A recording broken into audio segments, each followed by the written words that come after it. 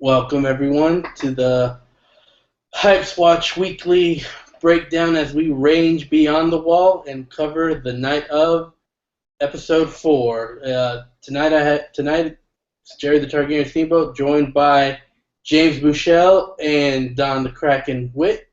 Don, why don't you go ahead and introduce yourself to these fine people?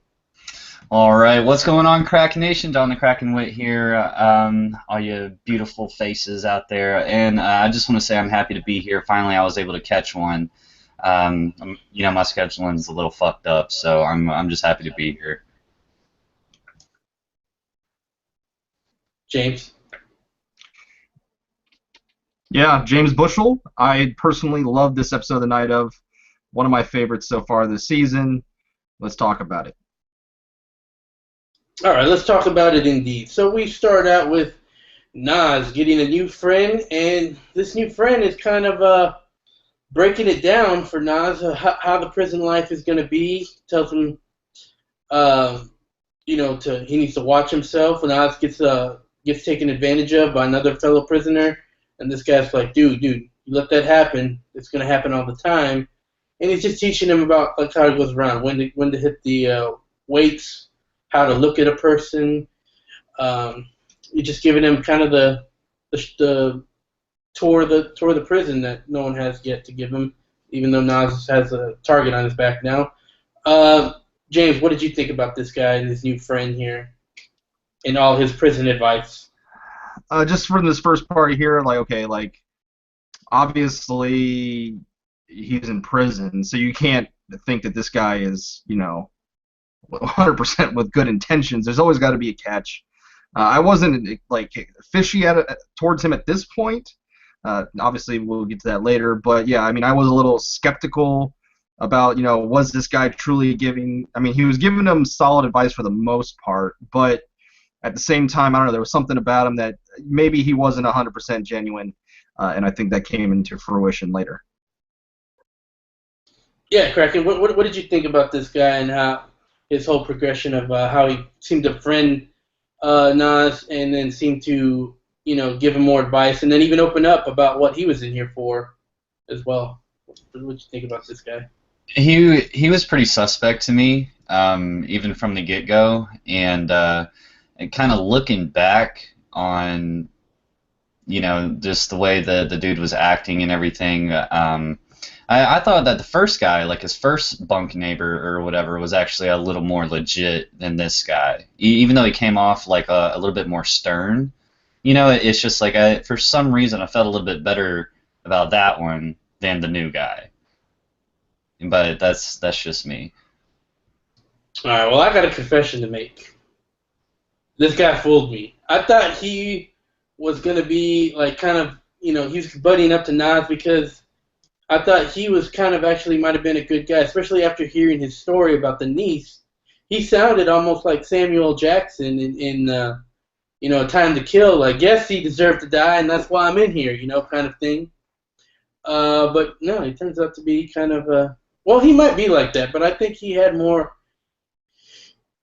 He had a little bit more deceit in him, and I think he believes fully that Nas did what he did, and Nas is just full of shit. And I think it irks him every time he hears Nas tell him, I'm innocent. I didn't do it. I didn't do it. I think it pisses him off, and he's like, you did it, motherfucker. You did it. But that's just me, what I thought about this guy after seeing this episode. So, unless anyone has anything to say about this guy, we'll go ahead and move on to what Stone was doing. Should I move on to Stone? Move on to Stone. All right, Stone. So he goes to the funeral of the girl that was killed, and he's just doing a little bit of a private investigation. Box is there. He tries to talk to some of her friends. Box interrupts and outs him. He kind of tells Box, hey, Nas didn't do this. There's something fishy going on, and so he's looking for whatever that fishy might be. He spies the stepdad talking to some mysterious guy about money, about a family thing. It's not too clear exactly what you're talking about. And then after that, he takes it upon himself to do some research into the victim starts snooping around at some of the rehab places that she's been. Then even buys some information about all her rehabs off of guys that gives them information like that, and then ends up meeting up with the new lawyer Chandra from one of Crow's assistant that went to meet with Nas and Nas's family the previous episode, and sold her off this information. So, what do you guys think? Kraken, what do you think about this whole investigation that Stone is doing here throughout this episode? I felt really good initially, but I knew it wouldn't stand up. But like when the new lawyer came in and said, "Hey, I'm gonna do this and I'm gonna do that for the family," I was like, "Well, this is good. She's a badass lawyer, you know." But I knew that they were keeping Stone around for, like, he's gonna wind up being the guy. He's gonna wind up being, the lawyer, and I kind of knew that, like they have him basically for comedic relief, and he's an interesting character at this point, at least to me. With him investigating, I knew that was kind of inevitable, and the question about the stepdad and the other guy, I want to talk about those two guys a little bit later, I guess, when we start theorizing basically Whodunit, and things of that nature. I know you guys may have talked about this in previous videos, but I do want to bring them up later. But I don't blame Stone because, just like he said, like, something's not right here. It's not sitting well with me, and I think that eventually he's going to get Box to agree with him. I think he already does, but he just won't admit it. So I don't blame him for doing the extra investigation. And basically him finding out that she's been in rehab for so long, or numerous times, like, she had a pretty big file there, like he was scrolling through a lot of different things, and I just think that, like, this is the halfway mark. We're already halfway through it, so this episode right here was a little bit slow to me, just a tiny bit more slow and a little bit less interesting than the other, episodes. But I think it's going to pick up very quick, and we're going to learn a lot of information. But I really don't blame him for doing what he did in selling it to the lawyer. Even though he sold it, he made money off of it, and he did it kind of under the table, he's still looking out for Nas. You know what I'm saying? Like, because we know that this guy is a good guy. Or I'm talking about Stone here.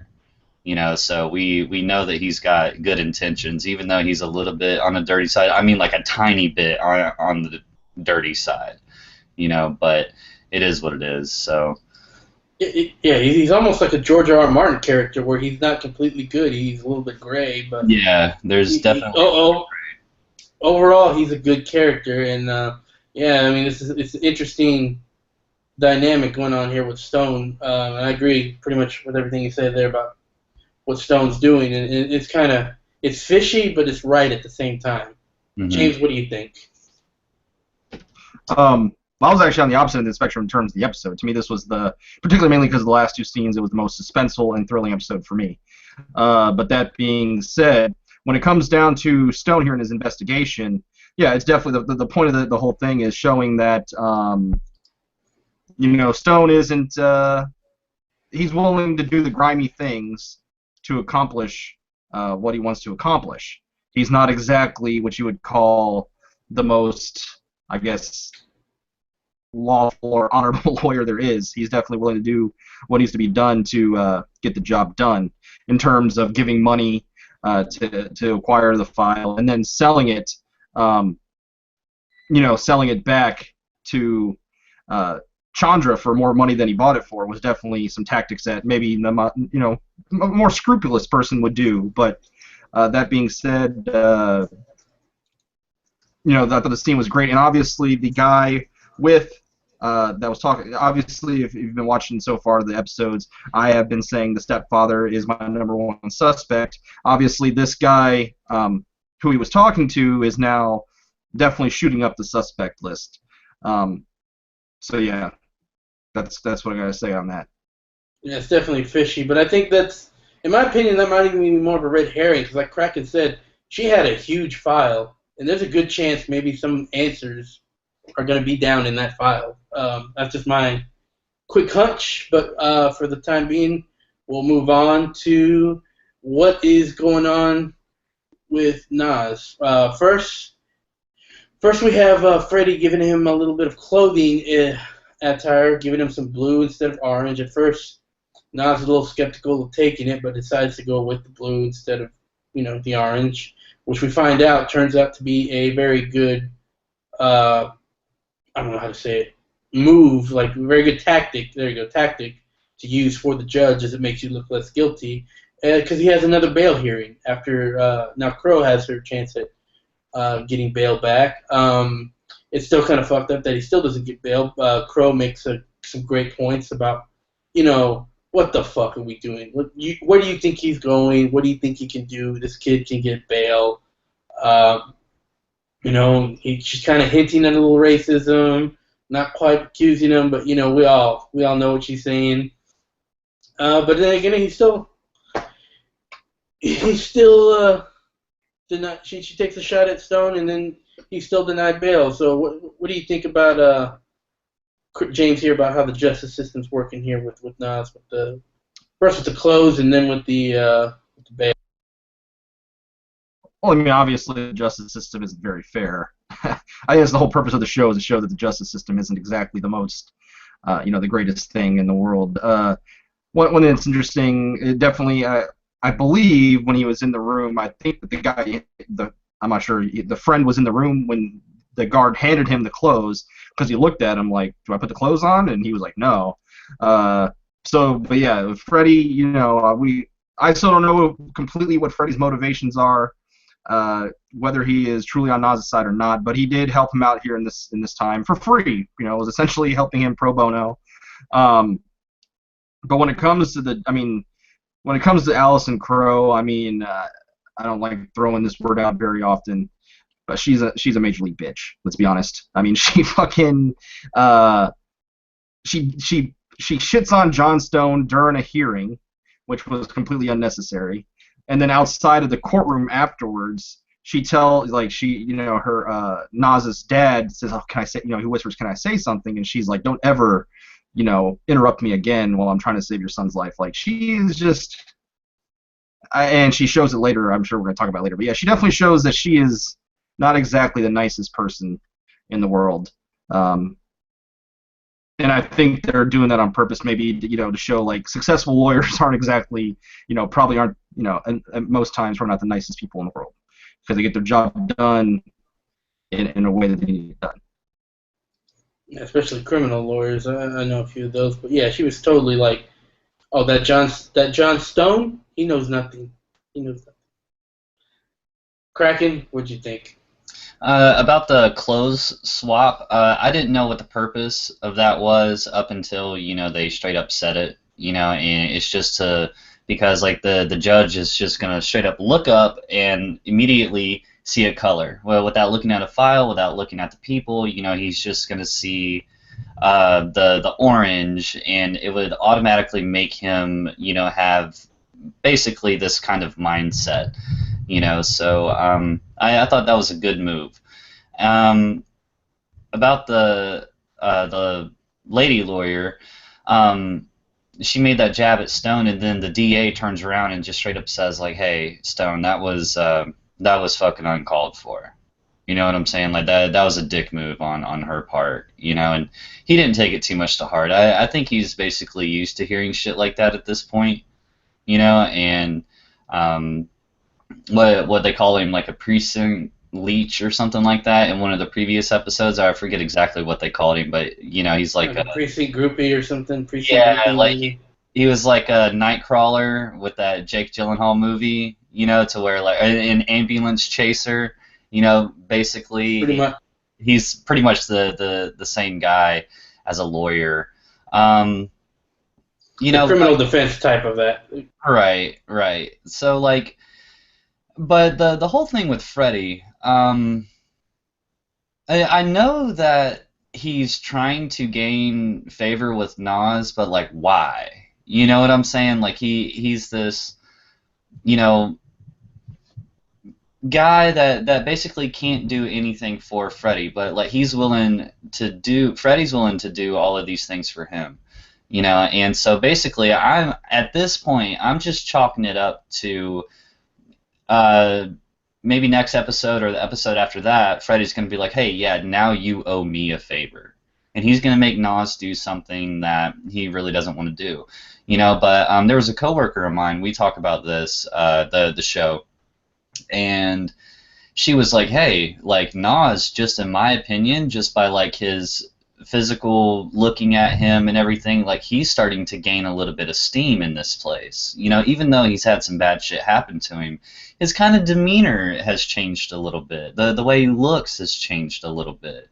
You know, it's like he's slowly learning this game, and he's getting a little bit, you know, stronger in this place. And he hasn't really done anything, but it was just kind of the way that he was carrying himself a little bit. You know, and I had to agree, even though it wasn't much of a change, but I had to agree. It just like from start to where we are now, he seems a little different, which is kind of expected given his situation, you know. But I don't know. I'm more curious about the Freddie thing than anything else. And besides the whole who actually done it, I'm really curious about this Freddie situation. Yeah. So as far as the lawyer goes, actually, as dick of a move as that was to take a shot at Stone, that's actually a good lawyer move because, you know, hell, you're trying to get your client bail. Who gives a fuck with the feelings of Stone? If you can somehow prove to the judge that Stone's ineffective, then, you know, you've just done that much more for your client. So, yeah, it's a bitchy move, but, you know, client's number one concern. That's that's a professional way to be, even though it was kind of an unprofessional way. There. But yeah, she is a total bitch, especially when she was like to her father, "Don't ever interrupt me when I'm trying to save your son's life." Like, come on, he just wants to say something. It was fucked up. And yeah, so I mean, Freddie actually did mention that.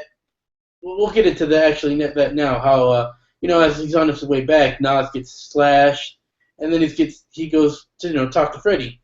After that, and we find out Freddie, is a boxer, and more importantly, he graduated high school. And apparently, according to Freddie, the reason he likes Nas and wants to help Nas, he values the knowledge that Nas has. He thinks everyone in the prison is just stupid and really has nothing to offer him, like intellect-wise.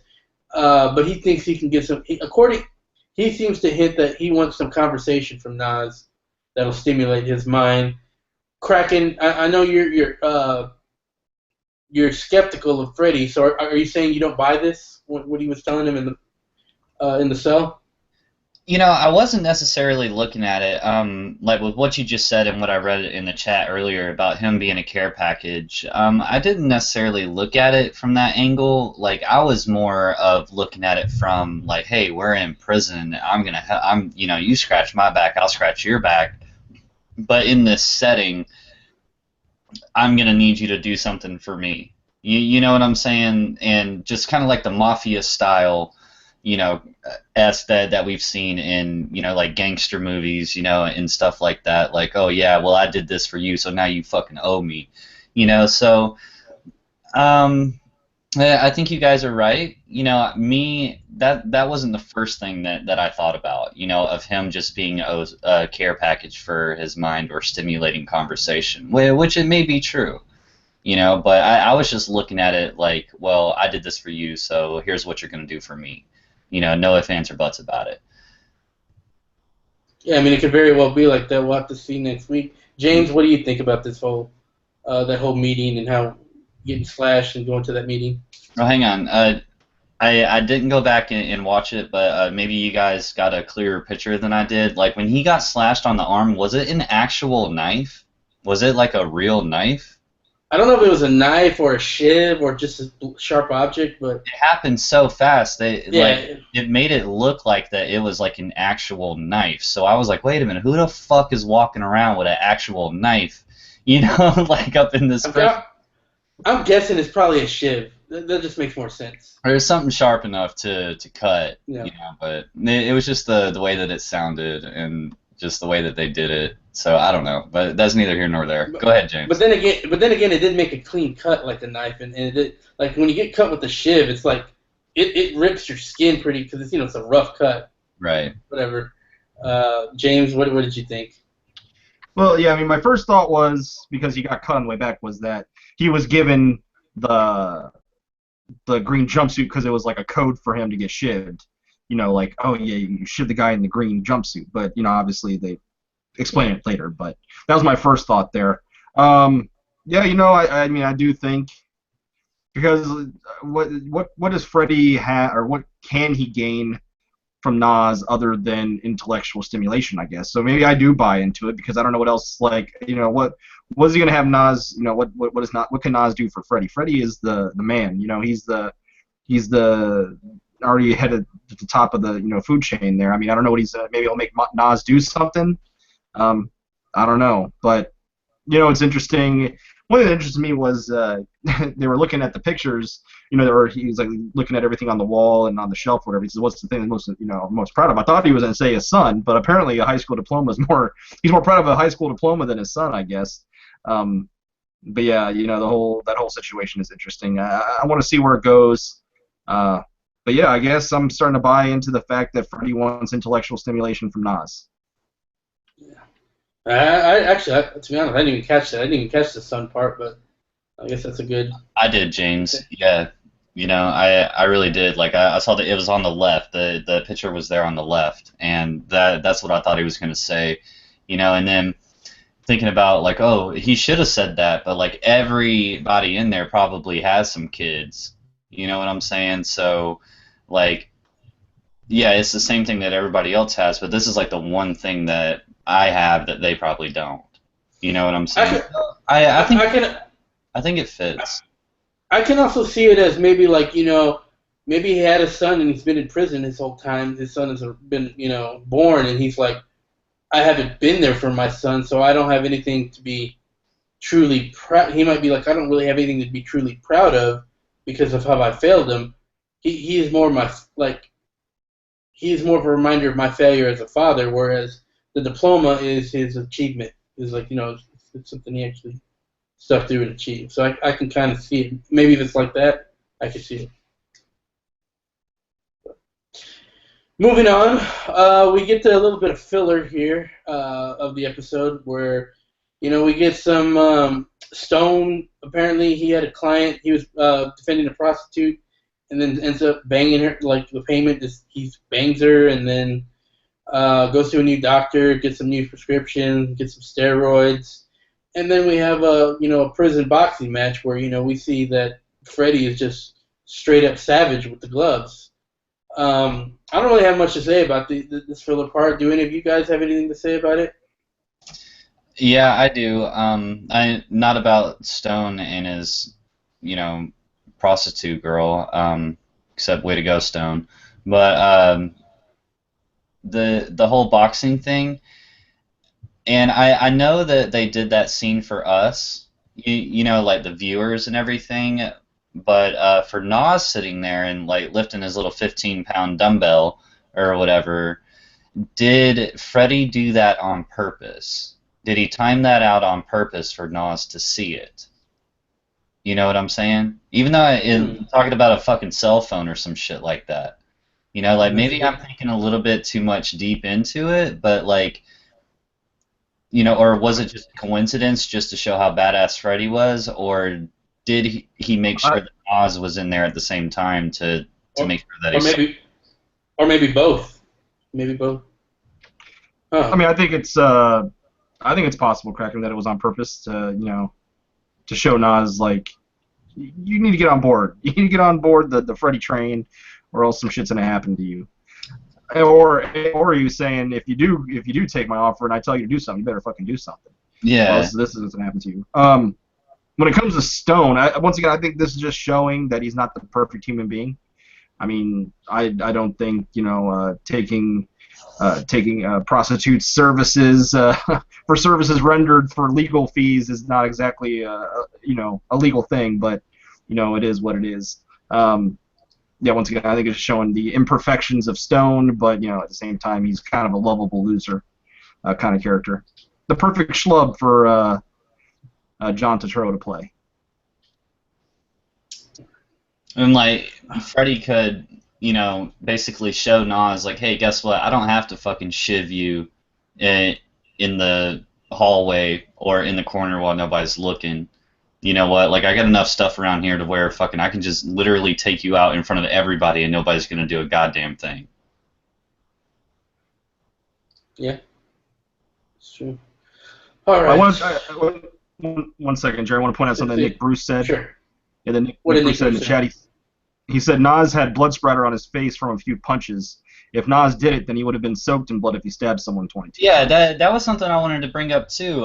When we got into it a little bit later, and I've missed out on a lot of these conversations. Like that girl, there was blood all over the walls. Like he would have had blood all over him.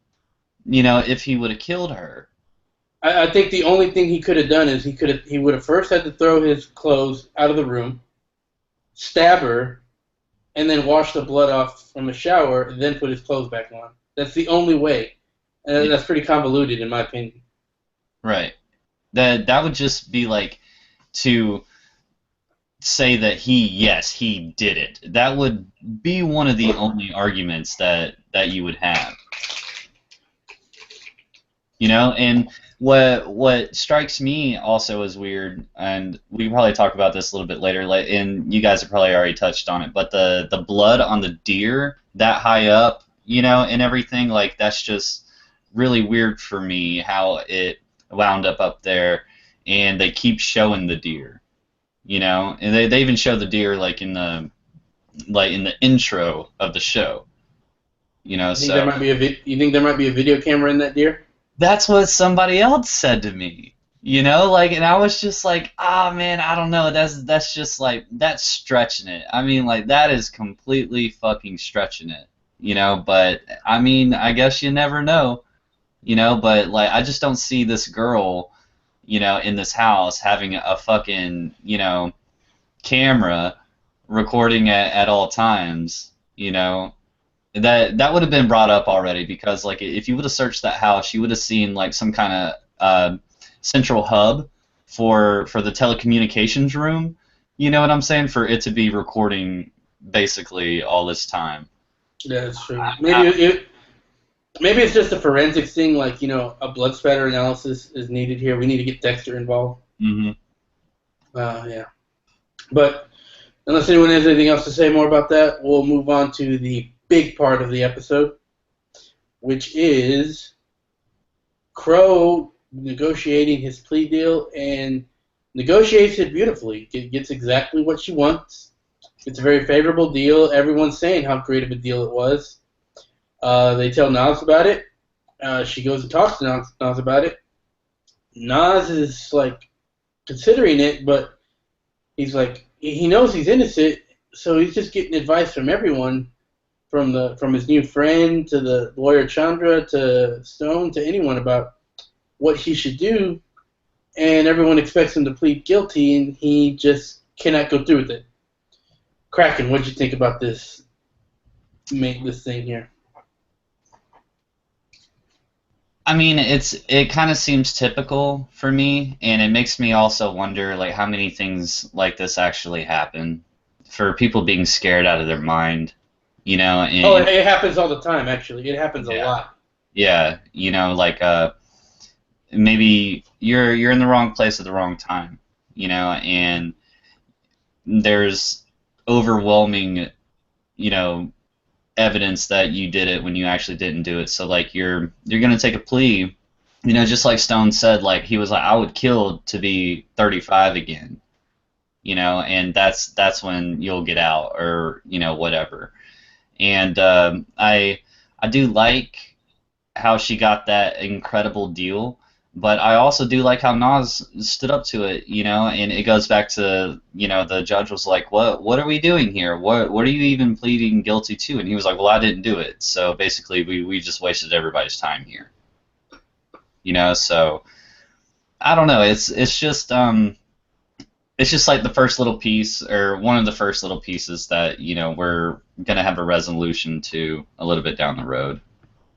I mean, I guess he could have pleaded guilty for possession of a knife and DWI, but other than that, Yeah, that'd be it. James, your thoughts? To me, the actual the plea bargain trial was the best part of this episode. It was the most thrilling part of this episode. Because I thought, for a second, I was like, maybe he is going to plead guilty here, and this show is going to be going more towards the Oz route or something. It's going to be about prison life. And for a second, it seemed like he was going to say, that he was going to go through with it, and he, eventually acquiesces. And then obviously that's what I wanted to see what happened, because if you truly believe in your heart that you're not guilty, then I believe you should plead not guilty. And Chandra, she came in and she's supposed to be peddling the bullshit that Allison Crowe wants her to peddle, but she the parents like her, so I thought I feel like she really, and plus they're of similar heritage, so that she really, I think she wanted to have the best interest for Nas in place here for him to say that he's not guilty, and she planted the seed, and Nas went through with it. Are we going to be talking about the dismissal scenes separately of Allison Crowe resigning, or you want me to talk about that now? No, you talk about that now. Yeah, I mean, I'm just glad it happened. I mean, we all knew that, we knew that John Turturro was essentially the main character, well, co-main character with Nas, so we knew that he was going to get back on the case. I'm glad that it only lasted an episode, really, episode and a half of Allison Crowe being the primary lawyer, not John Stone. And yeah, I mean, come on. Allison Crowe, in the end, just What has that actress been in since? Yeah, what has that actress been in since Dick Tracy? I haven't seen her in anything. She was the wife in Mr. Holland's Opus. Oh, that's almost as long ago as Dick Tracy. No, she was in something else. She was yeah, I don't remember. She was in Don John. That's what she was in. She was the mother in Don John. Oh. She was Joseph Gordon-Levitt's mother. Okay, we're getting off topic here, so let's go back to. I want to ask y'all a question. Do y'all think that there's any chance that Chandra, her assistant, quits Crow and joins Snow, or partners with Snow? What do y'all think about that possibility? You think it should happen? You think it's likely? She's gonna go partner up with Jon Snow. John Stone, yeah. Did I say Snow? All right, with Stone, with Maya Stone. I think it's very possible. I think that she has, she's kind of formed this connection with their family. So I think that, that she's going to. I think she's going to leave the services, even though it wouldn't be a good career move. Obviously, it obviously wouldn't be a good career move. But I think she's going to put her morals ahead of that. I think she'll go over and, or maybe she won't join Stone in a a actual sense, but maybe kind of on the down low, do some things with Stone that kind of helps Nas, one way or the other. What do you think, Kraken? You think she might, her and Stone might combine their powers? I think that Stone would have to basically, when we get into the trial, he's going to have to do some kind of compelling argument that's going to make everybody be like, oh, well, maybe he didn't do it. And she might gain some fuel from that, and I think that it would be a publicity stunt more than anything else, just to get her name, further along than what it already is, which I think that's what she tried to do in the first place, but I think that something would have to happen for them two to join forces, and it's going to take John to expose it, or maybe John gets to the sidekick girl, whatever her name is. He gets to her enough to where she convinces the lady lawyer to get back on board. Yeah, well, we'll just have to wait and see. Right. So, last scene of the episode. So now Nas goes and tells his new friend what he decided to do. His friend doesn't take it too well, throws some hot water and baby oil on him, burns the shit out of Nas's arm. Nas decides, I gotta go talk to Freddie, and the episode ends. I just want to say, an alliance is going to be formed, and someone's going to get shanked. Kraken, what do you think? Yeah, definitely. I think somebody is going to get shanked. If Freddie is really looking at Nas like his little Care Bear, like his little special package, then maybe he does want to preserve it, and he can't have anybody fucking with, his dude. So maybe that guy does get taken out, or he just completely gets fucked up to where he'll never do that again. You know what I'm saying? But and I think he got a little bit on his face too. Some of the stuff on his face too. So I think a little bit more and more we're gonna see a little bit different side of Nas. Like I said, he's slowly but surely turning into somebody that can handle this environment. Maybe we haven't fully seen it yet, so I hope that we do see him get a little bit of fire under his ass. But I just don't want Freddie to make him do something that morally Nas would be uncomfortable with, which I honestly think might happen. That's a good point. I could definitely see that happening. Maybe what they'll do is they'll hold this guy down, and then like Freddie's men will hold this guy down, kind of like when the Dothraki were holding down Viserys, and then Freddie will hand him like, here's a bucket of hot water and baby oil, pour it on his face. Makes Nas pour it on his face. I don't know. What do you think, James? This last scene here. Yeah, I mean, this last scene was great. It was a great way to end the episode. We see, I mean, earlier in the episode we saw the hot water, them talking about hot water and baby oil, so I knew that there was going to be some payoff to it. They wouldn't just bring it up for no reason.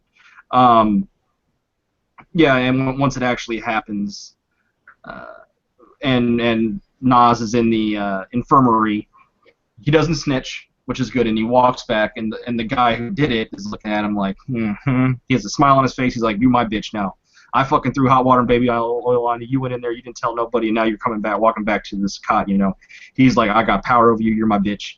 And but then Nas said, He saw him smile. He turned around. He went to the guard that knows Freddie and was like, "Take me up there." And then just the stare downs that they were having. Nas was just his smile turned to a frown because he knew some shit's about to go down. And I just love the interaction between Nas and the prisoner there at the end. Just the looks between them. It was great. Yeah, it was. All right, so guys, why don't you tell me your final thoughts of this episode, and any themes that you thought you saw in this episode that we need to discuss about. James, why don't you go first here? Go ahead, repeat the question. Sorry. Oh, just what your overall thoughts of the episode were, and if you saw any themes that you think we need to discuss about this episode. Oh, my overall thoughts was that.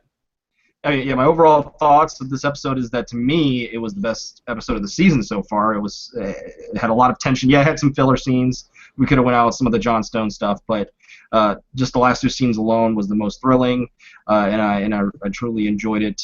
In terms of themes, I'm not sure exactly if there's a necessarily a theme. Maybe like shifting alliances or knowing who you need to get with or whatever. But yeah, I mean, it was the best episode of the season so far. Or anything they're trying to say. But Kraken, what about you? And James, we already discussed this, but we're in complete disagreement. Like this was my least favorite episode so far, and I'm not really sure why. Somebody just brought it up in the chat as well. I hope that something more plays out with the cat in Stone. The cat that's in the pound. Maybe that has something to do with it. Maybe he can come put two and two together somehow, with the case with that. I really like this show. I really, really like this show. And me saying that this was my least favorite, it was still an absolutely amazing episode. I also wanted, because I haven't talked about it yet. I think that the stepdad and the guy that he was arguing with at the funeral, both of those guys are a suspect. And I also think that another suspect is the guy that was on the street when Nas and the girl were going into the house. Not the one that was on the wire, but the other one that just like really stared at them for a long time. The stare down guy. Yeah, the stare down guy. And I also think another suspect is the guy that was driving the hearse in the very first episode. And yeah, that was just me and Nas, of course. Maybe he just did blackout, changed his clothes, the whole nine, killed her. We don't even, he blacked out, whatever. Maybe. You never know. You know, I really like this episode or this show. I really really like this show. It's very intriguing and it keeps me on the edge of my seat. It constantly does. So. Yeah, it's pretty good. And I thought this episode was more the same as the last one. The first two were my favorite because I think they just dealt a little bit more with who done the murder, which is what I really like. As far as I think messages, I think in this one, it kind of shows you that, not everyone that it's really easy to, in real life, it's really easy to say anyone who confesses or takes a plea deal, obviously they must be guilty and think of them as guilty. This is kind of going to show that that's not always the case. I mean, look at this. The smart thing to do, even though we're pretty sure that Nas is innocent, but the smart thing to do was for him to take a plea deal, even though he's not guilty. There's an example right there. And think about everything that fixes. Like, I mean, yeah, he loses 10 years of his life or whatever, but, his dad gets his car back. Cause right now his dad can't make any money. His family gets all their things back. Things can go back kind of normal for his family, minus him being there. And, he just does his time. It's just a lot easier compared to the consequences of going to trial. And when you go to trial, you're really putting your hands in the fate of 12 strangers. Yes, they're supposed to be rational, but we all know people are idiots. So you never know what exactly someone's going to do. You really want to take that risk of, like, maybe getting the death penalty just because, 12 guys get it wrong when you could take a plea deal and be out in 10. So I think that's the message here is that, it's not always black and white with these plea deals. What did y'all guys, I don't know, what do y'all guys think about that message, Kraken? Do you think that spoke there, or? I absolutely agree with you. Like we talked about it earlier, I was like, I guess it just shines some light on, the situation, how often it happens, and, a lot of us, people that aren't in, the justice world or legal world, we're just kind of blind to it, and it's not something that we necessarily think about a lot, and even people that are in that world are, very susceptible to it. It's like even both of his lawyers were trying to get him to take the 15 years. You know what I'm saying? Yeah, like because they're playing this. They're playing the probabilities. Yeah, the two people that are supposed to be on his side, are trying to get him to take 15 years. So that's crazy to me. But it's just not something I'm used to. It's not something that I think about all the time, which I guess now that I look at it, I'm like, well, fuck, I guess it does happen all the time. So it's like, it does. And I think we all could, one second here, I think we can all kind of have been falsely accused of something that we haven't done in the past and, like, had people believe in it. And so you can kind of see how stuff like that can, how you can get in that situation. I mean, fortunately for us, it's never been as, like, I'm sure everyone's been in it. Fortunately for the majority, it's never something like a murder, but, sometimes it happens. Well, it's like Ned Stark, when if he would have done with his plea bargain and would have went to the wall, is it worth your, sullying your reputation essentially? To get something, to get yourself out of what you've done. Of course, he had a different situation because he had family involved. But is the question you got to ask yourself is, hey, there's family involved here too. Don't act like there's not. Well, yeah, but it's not like his family are gonna get killed. It's not like Nas's family's gonna get. But yeah, their business is fucked. Their reputation is sullied. Yeah, there's definitely things here. But it's like the question you gotta ask yourself is, what is your, I guess, like, is your self reputation, your honor, is it worth taking a plea deal for, or do you want to write it out and try your damnedest to get yourself cleared? Because maybe you're not even looking. I mean, freedom's great, but essentially you're also being accused of being a rapist and a murderer. Is that what you want on your head? Because if you're out at 35, you're still gonna have your whole life. He ain't gonna be able to get a job. I mean, he's gonna be sullied for the rest of his life, regardless. Mm-hmm. It's a tricky situation. No easy answer there. All right. So, guys, now we're gonna take it to our last segment. Who do we think has done it? Kraken, I know you named some suspects. Who is your number one guy right now after seeing this episode? What is your explanation of who did it? If you had to put it on one guy, one person, what do you think it is? Damn. You can explore who you can talk it out. You can riff a little bit here since we haven't heard too much of your. Yeah, I want to lean towards the guy in the hearse. I don't know why. And the hearse. Yeah, the guy that was driving the hearse. I don't know why. Just because, like, it just, like, why? Like, I don't want him to be, Chekhov's gun.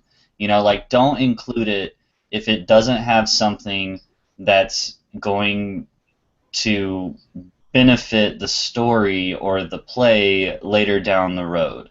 You see what I'm saying? Like, that's the whole Chekhov's gun thing. It's like you have a scene and you have the gun on the wall.